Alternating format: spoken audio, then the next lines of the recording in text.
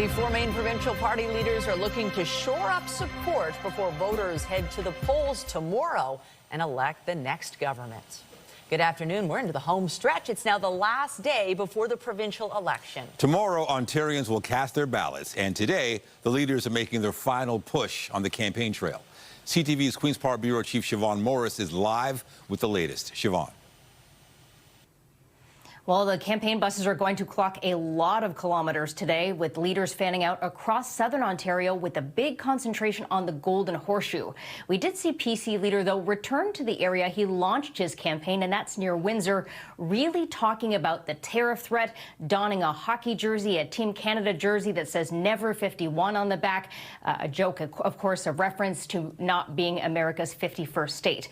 Bonnie Crombie began her campaigning day in Oakville. That's a riding that the Liberals are hoping to take away from the PCs, flip that from blue to red. She will be hitting ridings in Mississauga, where, of course, she is campaigning for her own seat. Marit Stiles began her day in Toronto, really trying to save the furniture, protect NDP seats, though she says her party is looking to pick up more in areas like Hamilton and into the Niagara region, protect those seats as well. Here's more of what we heard from the leaders on the final day of the campaign. I want to be premier forever. You know, I want to beat out Hazel McCallion with a number of years. God bless Hazel. And she's looking down on us, and I can tell you Hazel McCallion is cheering for us. You can trust Ontario's Liberals to do more for you and to get it right. Doug Ford has made a lot of promises over the years. He said he'd end hallway health care. He didn't get it done. He said he'd cut your taxes. He didn't get that done. You have the power, through your vote, to fight rising costs with a grocery rebate program, with real rent control, and to put food on the table of so many Ontarians. Now, Mike Schreiner's focusing his efforts on this final day of campaigning in Kitchener Centre. That's where his deputy leader, Aislinn Clancy, was elected in a by-election in 2023, but he's hoping to return her, prove that wasn't just a fluke in this election. Election day is tomorrow.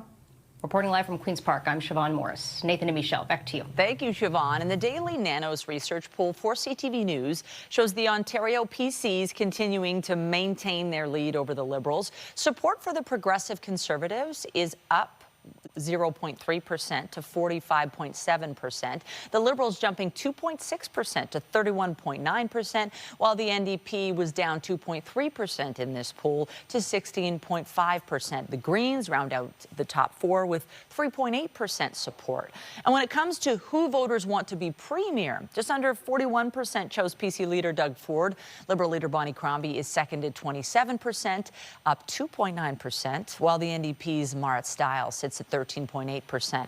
Green Party leader Mike Schreiner was down 1.8% to 5.8% support. The poll of more than 1,200 Ontarians are considered accurate within 2.8 percentage points, 19 times out of 20. And with Election Day polls opening in less than 24 hours, a separate Nanos survey suggests nearly a third of Ontarians plan to vote strategically. That is to say, 28% are voting against a party leader, or leader they would prefer not to win. At the same time, a majority of respondents said they're casting their ballot for a party or leader they would like to win. For full details, to go through all the numbers and where and when to vote as well, head to elections.on.ca. The threat of U.S. tariffs has been at the forefront for all levels of government. Today, the city of Brampton held a news conference to address how it would respond to the punitive levy. CTV's Sean Lathong is live there with the details. Sean. Well, Michelle and Nathan, Brampton Mayor Patrick Brown talking this morning about how difficult 25% tariffs would be specifically for the city of Brampton, pointing to the fact that they do have a lot of manufacturing in this city. There is a lot of shipping in this city, and saying that their economy would be severely affected. So what he's proposing they are doing is creating a task force that will focus on how they can help businesses in the area move forward. First of all, he said that he does support the federal government's notion of having reciprocal tariffs against the United States, but also wants to focus in a way on how the city of Brampton can work with new partners. He talked about new partners outside of the United States, but also focusing on the idea of removing interprovincial trade barriers that have been a problem within Canada. He says it's been difficult to get those trade barriers down in the past, but he's hoping that the will is there in the future. But primarily the focus right now is helping businesses within this city. Here's what he had to say a little earlier. I think we've been a little bit lazy at chasing those opportunities, and now I think there's an opportunity for us to do it. There's also, of course, opportunities to really tear apart interprovincial trade barriers that still exist in Canada. So right now, that's the focus of our Economic Development Department. We're setting up a task force today to really partner with local businesses to help them hands-on look for new markets, help make those introductions, yeah, it's a challenge, but we're going to take this challenge on with enthusiasm. But of course, we're all hoping that sanity prevails in D.C. and that these tariffs will eventually go on the back burner. So if they are to start this task force, they have to get to work right away because, as we've heard, U.S. President Donald Trump has said that tariffs could come into effect as early as March 4th. That's next Tuesday. Reporting live, I'm Sean Nathan. Nathan, I'll send it back to you. Thank you, Sean. And still ahead on CTV News at noon, taking aim at Donald Trump. The U.S. president and his threats against Canada dominate the second and final Liberal leadership debate. The highlights coming up a little later in the news. Well, water gushing onto the road and flooding basements. A water main break has left a mess for a North York neighborhood. Residents who woke up to the deluge are voicing their frustration with the city. CTV's Janice Golding is live at the scene with more. Janice. Hi, Nathan. As you can see, the road is shut down behind us here as emergency crews assess and work to repair a water main break that took place on the street overnight. Residents here on Pelmo Crescent near Jane woke up to flooded basements this morning after a water main break coated their street in what one man described as a river of water. 3:30 in the morning, my daughter was actually downstairs, and she got up to go to the washroom, and then she thought it was just a little bit of water, and then it just kept coming in. And now there's 4 feet. This resident says he immediately started contacting neighbors, worried they might get hurt. We were going door to door. They didn't know they were in bed. Yeah. So until they went in the basement, they didn't know, you know. So, and you know, you phone everybody because, you know, your plugs are underwater downstairs, your TV's getting flooded and everything. So, and then you can't walk down there anymore because you might get electrocuted. We were lucky enough to wake up this morning with our neighbor knocking on our door and just saying your basement's probably flooded. So we went down and we're probably the water was up to the first step. Glenn says he ended up with several feet of water in his basement after what Toronto Fire describes as a major water main break in the area. Crews receiving reports of 2 feet of water in some basements. It's not clear what caused the break, but residents say water main work was being done in the area. There always seems to be work being done here, and we never know why it's never been, I guess, fully fixed. And we've got this. So, I mean, I kind of blame the city on this one. Operations at a campus of Humber River Hospital are not impacted this morning, although its shipping and receiving department has been closed. Now, the city says it will not be able to provide a timeline as to when repairs will be completed. It has to wait for the results of the investigation. In the interim, the street will remain closed until further notice. Reporting live, I'm Janice Golding. Now back to Michelle. Thank you, Janice. And you can see there's still lots of snow on that street and streets all over the GTA. But that snow is melting as we remain above freezing for yet another day. Let's bring in Lindsay Morrison with a look at the current conditions. It is mild and there is some sun in the forecast. We had some beautiful sunshine, Michelle, especially for the second half of the morning. And our temperature jumped right up. We are at 5 degrees this hour at Toronto, already overachieving what was our forecast daytime high today of 3. 6 degrees in Welland, and winds not much of a factor yet today. That could change as we make our way into the night tonight. First, let's talk about this afternoon. We've likely reached our forecast daytime high now. Mix of sun and cloud with an increase in cloud cover happening at this time. I'm just going to widen out the satellite and radar to show you what's coming for tonight. It looks as though this is going to be a bit more of an overnight situation, but we've got wet snow in the forecast. Tomorrow could be unsettled too, and then a second storm is going to move in to kick off the weekend. We'll talk all about it coming up. For now, though, Nathan, back to you. Thank you, Lindsay. A man is in custody for impaired driving after his vehicle plunged through a hole in a construction site on the Gardiner. The police say the man was driving the wrong way on the expressway when his vehicle went through a hole and ended up on its roof. CTV's Allison Hurst has the details. On its roof, a gray sedan laying belly up under a gap in the Gardner Expressway it fell through. A crash the driver walked away from. That's like statistically impossible. Toronto police say it happened shortly after 5:30 in the evening, when Ricardo Lewis is normally filling the fuel tank. If I was here earlier, like 5 days before, the car would be on top of the truck. And it'd probably be worse because I have gas in the truck, so it could be a big explosion here. Grateful that this time he stopped for a delivery before arriving. I have to say thank God. That's all I can say, thank God, I'm alive. Police say the vehicle was traveling westbound and blew through a construction fence between Dufferin and Strawn in the eastbound lanes before plummeting through the hole. A male party in his 30s has been arrested for impaired driving. Deputy Inspector Brian Maslowski says the driver was standing outside his car when they arrived. It's an incredible drop, as you can see, from the raised portion of the Gardner Expressway. And this person is very fortunate, at least in that portion, of not having any injuries. Investigators are now trying to piece together his movements before the crash and where he got on the expressway. Allison Hurst, CTV News, Toronto. No injuries have been reported after shots were fired inside a home in Hamilton yesterday afternoon. Police were called to a home on Highway 8 near Green Road shortly after 3:30. Police say several people were in the home at the time of the shooting, but nobody was injured.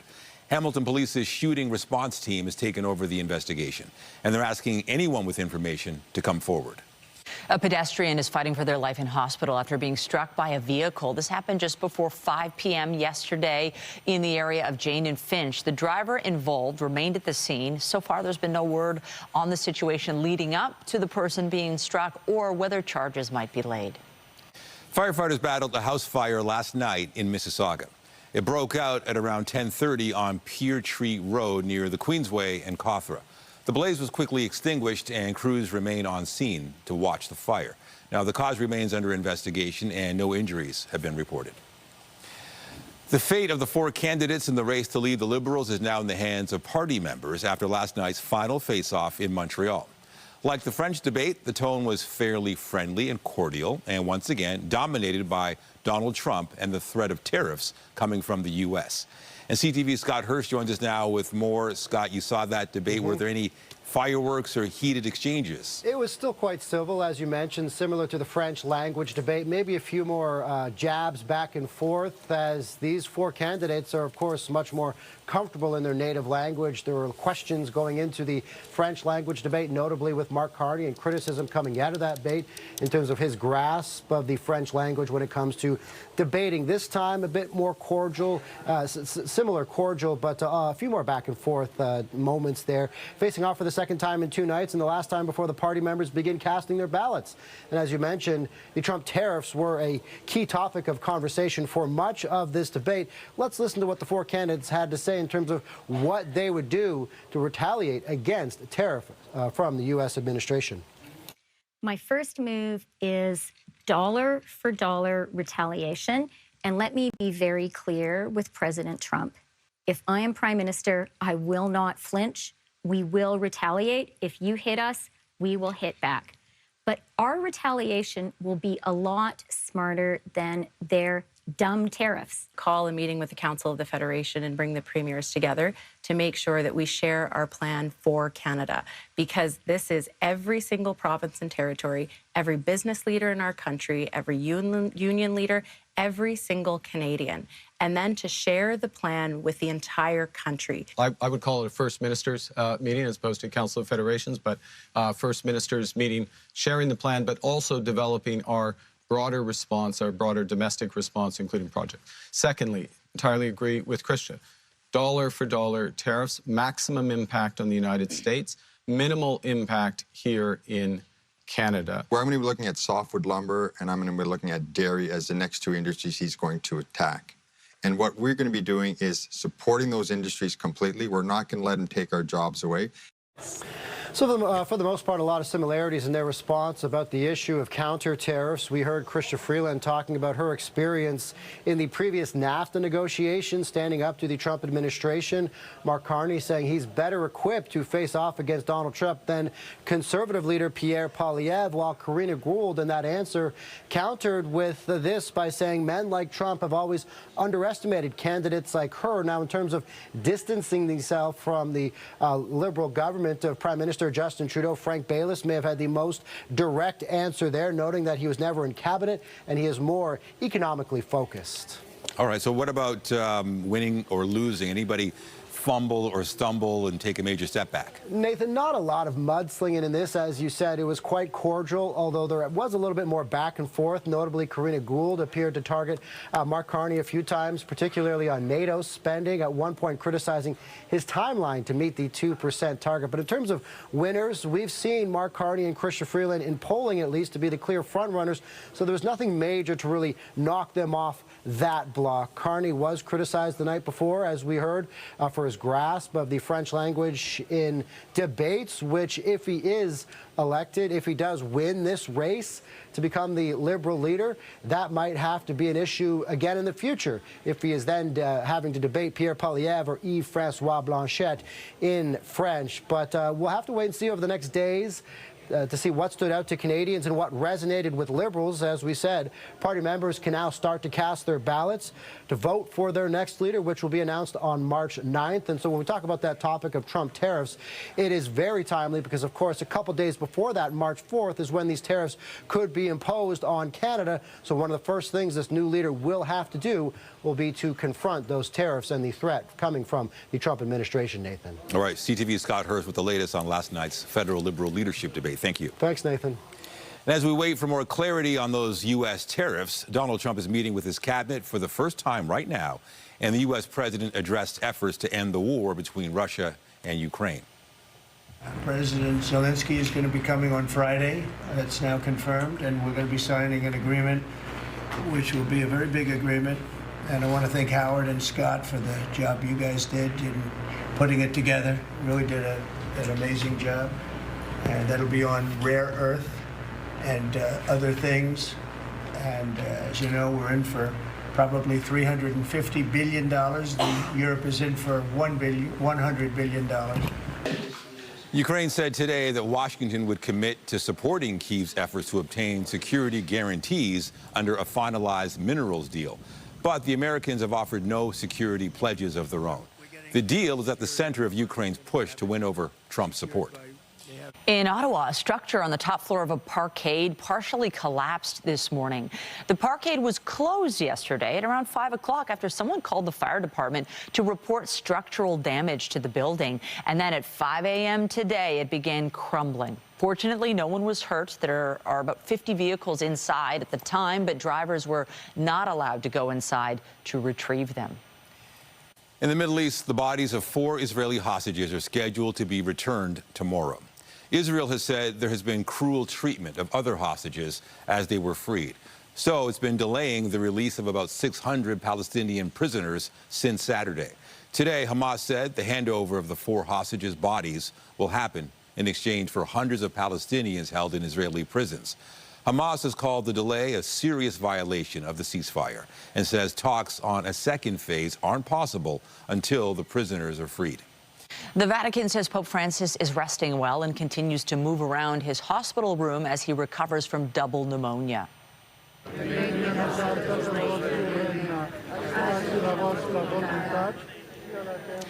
Worshippers gathered outside the hospital to pray for the pontiff's recovery. The Vatican said today the pontiff had a tranquil night and is resting. He also continues to eat normally. Yesterday, officials said the Pope remained in critical condition but was stable and had not had any further respiratory crises. 7 planets will grace the sky at the end of this month in what's known as a planetary parade. But some will be difficult to spot. Venus, Mars, and Jupiter are visible to the naked eye through the end of February, but Mercury and Saturn will be faint and close to the horizon, making them harder to see. Uranus and Neptune can only be glimpsed with binoculars and telescopes. This happens when several planets appear to line up in the night sky at once. The best chance to see something is on a clear night after sunset. A super pod of dolphins was spotted off the coast of California recently. There were more than 2,000 of them, including light gray baby calves and several hundred Pacific white-sided dolphins. Experts say the dolphins could have clustered to fend off predators or to feed on the same food source or just to socialize. This pod was only about 15 kilometers off the coast, and it's a rare gathering. It happened last Friday and also included the more elusive northern right whale dolphin. Lindsay.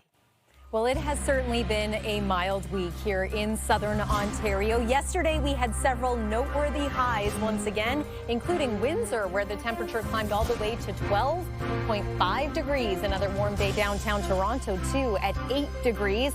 Now, tomorrow is Election Day, and the weather could provide maybe a little bit of complication for some hoping to get out to the polls. We've got a chance of showers or flurries throughout the day, and then the temperature is going to take a tumble into this weekend. Some very windy weather in store for Saturday as well. We'll take you through everything you need to know on the other side of this break here on CTV News.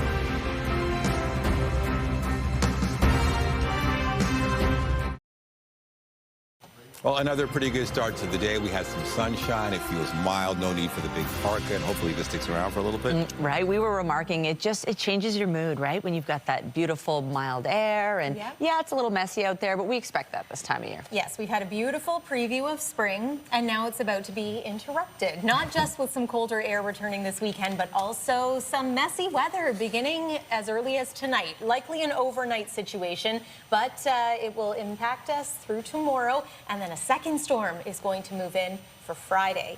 Weather is brought to you by the Presler Law Firm Injury Lawyers. You don't pay unless they win.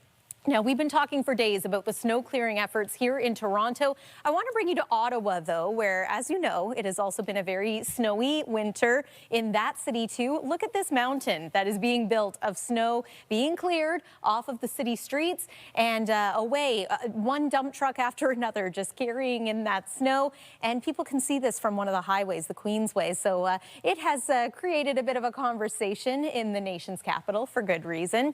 Let's talk about snow. We have some wet snow on the way for us here locally in the GTA. Here's our current satellite and radar. Already a little bit of activity making its way across southwestern Ontario.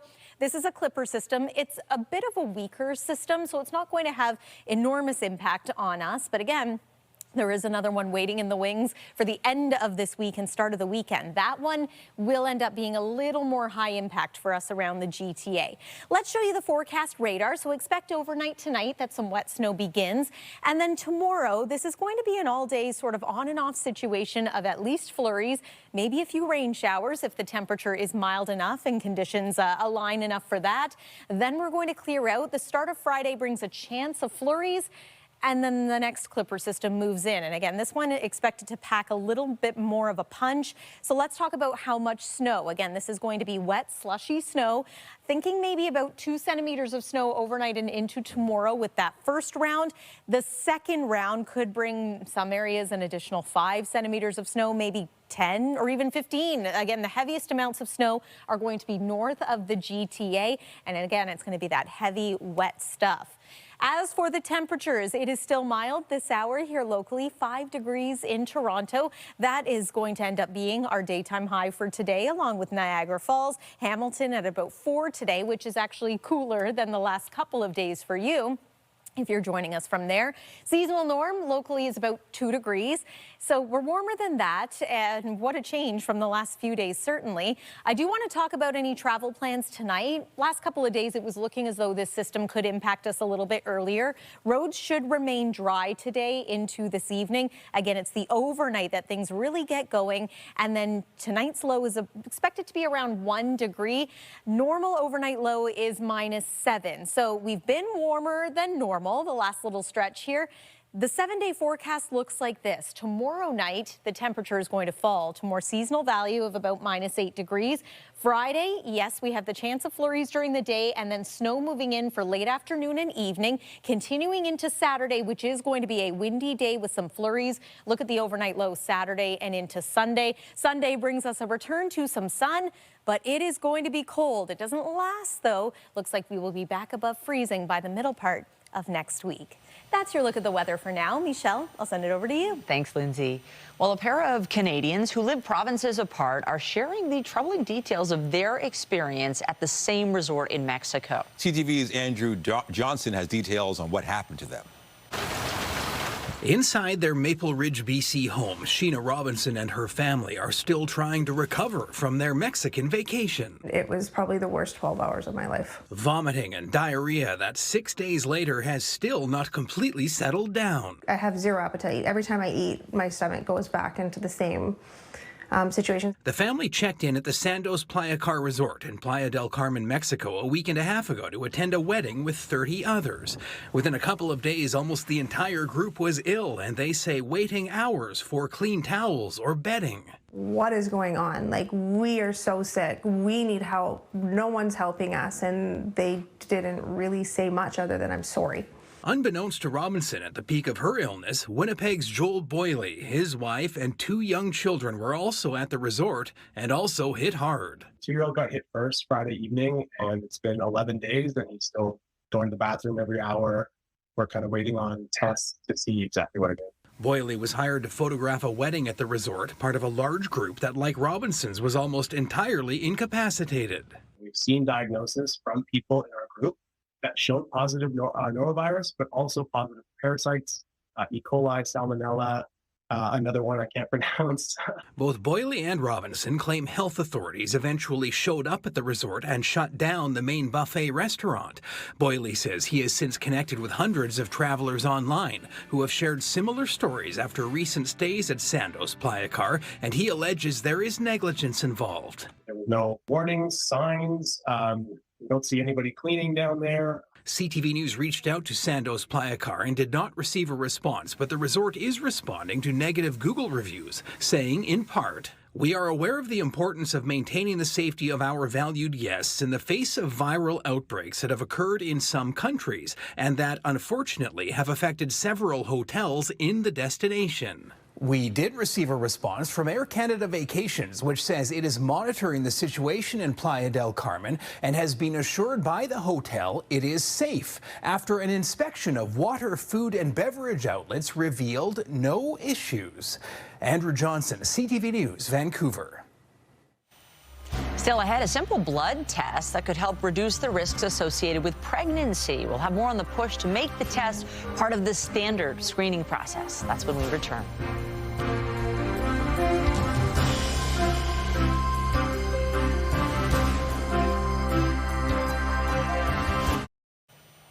Centennial College's Morningside campus has been transformed into a small community about to be hit by a mock disaster.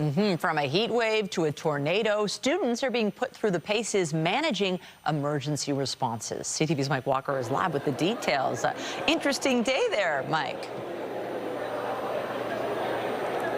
Well, this mock disaster just wrapping up. About 500 people participated, and it's really providing an opportunity for students who are training to be first responders to really put the lessons learned to the test. We're going to play some video for you right now to show exactly what they were dealing with here this morning. The scenario is that the city has been overwhelmed by a heat wave that has overwhelmed hospitals and clinics, has also spawned a tornado, and which has resulted in injuries and casualties at a professional soccer game, as well as an electronic dance music festival, and has also caused buildings to collapse. So these were some of the scenarios these first responders, students who are studying to be firefighters, paramedics, police officers, and nurses were having to deal with. And there was a number of actors mimicking injured people. And throughout this exercise, they were being assessed by professional first responders who were also coaching them along the way. And the goal here really is to give these students a snapshot of reality. Here's more. When you consider all the events that have happened in the States and also here in Canada, where you have wildfires just recently in California, we have mass evacuations, we have ice storms with roof collapses, which we've had. So what we're in essence doing is mimicking and recreating what's already happened and what can easily happen again. So in essence, we're preparing our students to, once they graduate here, for real-life experiences. I didn't think it was going to feel as realistic as it does. It works, so I kind of like get the experience of seeing how it feels when you're working together as like the whole city is working together to solve a problem. Now, Centennial College has been doing this mock disaster exercise for 20 years now, and the scenario is always different every year, and they take quite some time to prepare for this and to organize this. We'll be speaking with more of the students who participate in it to get their take and the lessons learned, and we'll have more on this story tonight on CTV News at 5 and 6. Reporting live, Mike Walker. Michelle, back to you. Look forward to it. Thank you, Mike. A Toronto mom and her doctor are pushing to make a simple blood test part of the regular screening process during pregnancy. As CTV's health reporter Pauline Chan tells us, it could help avoid the heartbreak of dangerous complications. 6-month-old Viviana is healthy and happy, and her mom Sabrina has already told her a bit about her older brother Simone. I was experiencing low fetal movement, I was experiencing leaking, and I was experiencing sudden swelling in my legs. Simone died at 40 weeks gestation, even though Sabrina had complained about problems from 35 weeks onwards. We did an autopsy on him, and he came back completely normal, all his organs, everything. And essentially, when his placenta pathology report came back, it showed that I had something called maternal vascular malperfusion, which is essentially restricted blood vessels within the placenta. We invented the world's first placenta clinic in 1999. Dr. John Kingdom of Mount Sinai Hospital explains the placenta is a vital piece of tissue. So gases and nutrients can be exchanged between the mother and baby to grow the baby and keep it healthy. But he says placenta problems are on the rise. It's getting worse because the average age of pregnancy is increasing. People are, broadly speaking, heavier. They carry medical problems. And so there's a lot more complexity in patients who are having babies today, for example, compared to 20 years ago. Sabrina's problem with her placenta was never detected because she didn't have the telltale high blood pressure normally associated with preeclampsia, and she seemed young and healthy. After losing Simone, Sabrina found the placenta clinic at Mount Sinai and was closely monitored when she was pregnant with Viviana. And that included a blood test to determine the health of her placenta. She and Dr. Kingdom are advocating for a simple $30 blood test to be incorporated into the usual screening done for all pregnant people. So what we've done here is put the blood test in at the same time that everybody gets a blood test for diabetes in pregnancy and mid-pregnancy around week 24. So we're not actually having a new visit or a new blood test. The placental growth factor test can identify who's doing well and who should be watched more closely for the rest of their pregnancy. Pauline Chan, CTV News. We're learning more about just how bad ultra-processed foods are for your health. A study from the University of Montreal ties them to more than a third of heart and stroke deaths in Canada. CTV's Heather Wright has the details. Well, Canadians consume a lot of ultra-processed foods. In fact, more than 40% of the total calorie intake for Canadians over the age of 20 is from UPFs. Now, we know these foods are not healthy, things like chicken nuggets, chips, and pop, but a new study suggests not only are they not good for us, but they can be deadly. New research from the Heart and Stroke Foundation of Canada found roughly 37% of all new coronary heart disease and stroke cases are related to the consumption of ultra-processed foods. And 38% of all deaths from these diseases can be blamed on UPFs. So we know that these products are not of a good nutritional quality. We know that they're harmful to health. This study shows how much they're harmful. Products that fall into the ultra-processed category often have little nutritional value and include many added ingredients, often with names that are difficult to pronounce. They are typically high in sugar or sodium or saturated fat, and experts say they are purposefully designed to be overconsumed. They have different characteristics that makes you eat more and more, so you will overconsume them. compared to real food. Experts say part of the challenge with ultra-processed foods is they are cheap and they are convenient. They are encouraging all levels of government to do more to make healthy food more accessible. In fact, this study suggests that if Canadians reduce their intake of UPFs by half, it could lead to more than 45,000 fewer new cases of cardiovascular disease and more than 8,000 fewer deaths every year. Heather Wright, CTV News, Toronto. You may spot a few more pink outfits today as students and supporters wear the color to take a stand against bullying. Pink Shirt Day was first organized in 2007 by students in Nova Scotia to show support for a boy who was bullied for wearing pink. The event is now meant to raise awareness about the harms of bullying, raise funds for anti-bullying programs, and foster conversations about kindness and inclusion. Today, some experts are also focusing on the reality of bullying in other settings, including workplaces. Often when something is messy, we don't want to address it. We want to walk away from it. But working away from it doesn't solve the problem. So addressing it and providing the tool for how we do it is extremely important.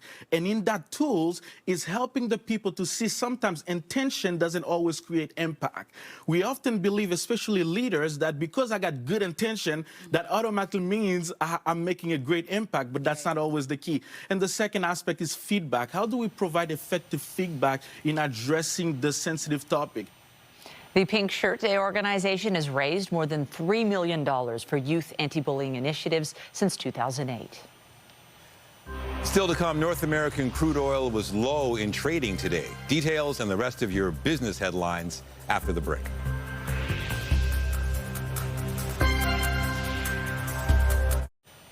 Oil traded near its lowest level in 2 months today. Andrew Bell of B&M Bloomberg brings us the latest in business. Hello there. Here are your business headlines. North American crude oil traded below $69 US a barrel this morning. It was weighed down once again by fears that US President Donald Trump's threatened trade wars will hobble the global economy. Meanwhile, there are hopes that a ceasefire in the Russia-Ukraine war is possible. And of course, that would raise the prospect of more oil flows from Russia. In Toronto, shares in the giant producer Canadian Natural Resources hit their lowest since early 2024. Investors were anxiously awaiting results from chip seller Nvidia after the market closes. There are fears that the emergence of cheap Chinese artificial intelligence technology will cut the need for massive investments in computing power and chips. And finally, shares in National Bank of Canada slipped 3% on signs of deteriorating credit quality. Total provisions for credit losses in the latest quarter were just over $250 million. The stock has been a star performer over the past 5 years, but it's down about 12% since early December. That's the latest in business. I'm Andrew Bell of B&M Bloomberg. A new survey suggests confidence in the Canadian economy is on the decline. The Conference Board of Canada says its index of consumer confidence fell to its lowest level in more than a year in February. The survey is based on Leger polling and doesn't ask Canadians why their confidence levels are shifting, but the board said it's clear the U.S. tariff threats are prompting a lot of concern, with potentially severe impacts to jobs and the economy on the horizon. A counterpart survey in the U.S. found similar drops in confidence, linked in part to tariff impacts. The average price of a new car in Canada is now about $66,000. So when you're shopping for a vehicle, it's a big decision. With over 260 new models available to choose from, Consumer Reports has just come out with its top picks for 2025. CTV's Pat Foran has this consumer alert. Every day, Consumer Reports tests new vehicles at its state-of-the-art facility, evaluating everything from safety and performance to fuel efficiency and cargo space. In addition to hands-on testing, researchers use member surveys, which include reliability and owner satisfaction data from over 300,000 vehicles, to give car buyers the information they need to make the best choice. So here are their top picks for 2025. The Toyota Highlander Hybrid is the best choice for mid-sized SUV. The Highlander Hybrid is a great choice for a family road trip with 3 rows of seating. The Highlander is also fuel efficient and has a cruising range of almost 1,000 kilometers. The Subaru Forester is top pick for the best compact SUV. Its redesigned cabin is quiet and comfortable, and it gains some cargo space. Toyota's RAV4 plug-in hybrid, formerly the RAV4 Prime, is the top pick for a fuel-efficient compact SUV. It offers solid performance and an excellent plug-in hybrid system with almost 70 kilometers of electric-only driving range. A car doesn't have to be expensive to be a top pick. Take the Nissan Sentra, which has a starting price under $30,000. If there's a sleeper car within Consumer Reports' top picks, it has to be the Sentra. It has great handling, a comfortable ride, making it an exceptional value. The redesigned Toyota Camry is only available as a hybrid. The top pick for sedans is fun to drive, reliable, and fuel efficient. If you're the outdoorsy type, the Subaru Crosstrek is your best bet for urban touring and outdoor excursions with a high ground clearance, comfortable ride over rough terrain, and standard all-wheel drive. Ford makes the list with the Maverick and Maverick Hybrid pickup trucks. It's not as big as other pickups on the road, but the Maverick Hybrid can travel about 100 kilometers on just 6 liters of fuel.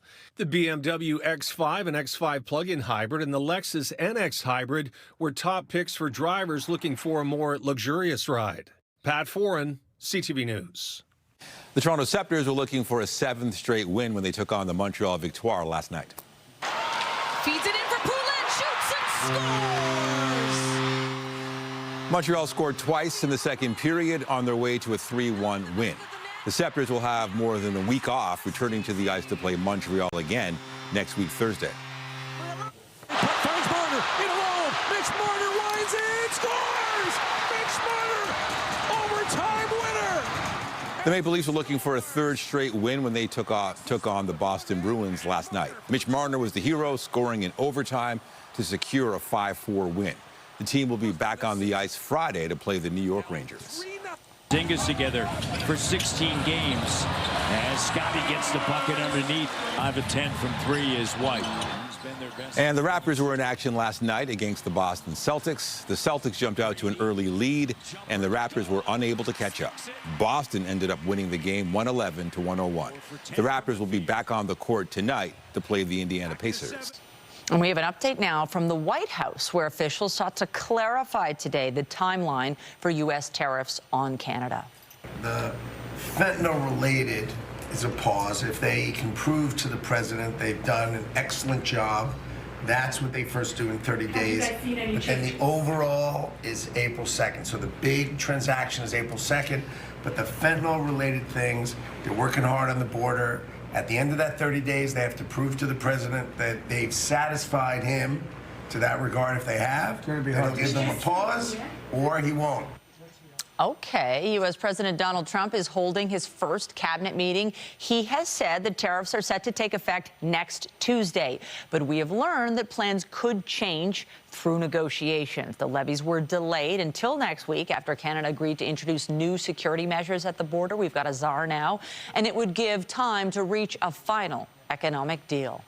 Coming up on CTV News at noon, a Silicon Valley startup is hoping to lift imaginations with its flying car prototype. We've got a closer look today after the break. A California startup is close to unlocking a pioneering piece of future tech many have dreamed of since the Jetsons. And while it's not quite ready for the road, it's gearing up to take off. CTV's John Vanivali Rao explains. Flying cars have long been the stuff of sci-fi movies, from Blade Runner Yeah, but I thought we were flying. Precisely. to Back to the Future. But could this turn Hollywood hype into highway reality? For people who see it for the first time, it's like first you see it in kind of, I don't know, science fiction movies, you read about it, and now you actually see it in person. So that's a wow effect. The Silicon Valley startup behind it, hoping to lift imaginations, showing its flying car prototype actually taking off and flying for about 30 seconds.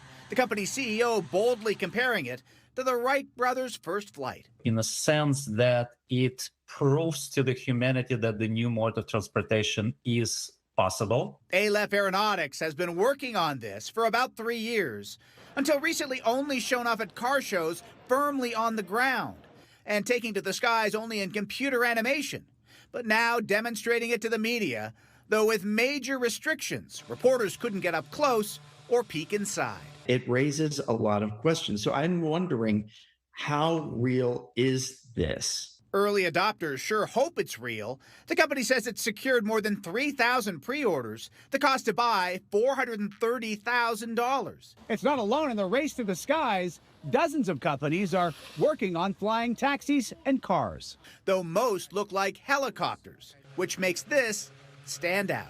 We all want to be able to fly over the traffic instead of in the traffic. We want to be able to get to our destinations quicker. The company has soaring dreams of solving gridlock and wants to start production next year, though some think it's all still a flight of fancy. John Venavalli-Rao, CTV News, Toronto. So what do you think? I mean, it's not flying straight. I don't know. Is it ready? Tipping, it's kind of down. I don't know. I wouldn't be the first. I know, but it's not going too fast either. And I don't know if there's much room in there, but it is pretty cool to think that that they've even reached that level of flight, honestly. It's true. Yeah, the future is now. I don't know if you want to be driving or flying, I should say, that car in the type of weather we're going to have over the next couple of days. First, we're getting an increase in cloud cover. Here's what that looks like on the satellite and radar. We'll widen things out so you can see the system that's coming. This is the first wave of moisture. The next one moves in overnight tonight. So plan on there being some wet snow, maybe a slushy 2 centimeters by tomorrow. Forecast daytime high about 4 degrees. During the daytime tomorrow, then the temperature falls and it'll be cold this weekend. Nathan and Michelle. All right. Thank you, Lindsay. And that is CTV News at noon. Remember, you can get Toronto's breaking news all day long on CP24 and at ctvnewstoronto.ca. For Lindsay Morrison and all of us here, have a pleasant afternoon. I'm Michelle Dubé. And I'm Nathan Downer. Be sure to join us later for CTV News at 5 and 6. Have a great afternoon.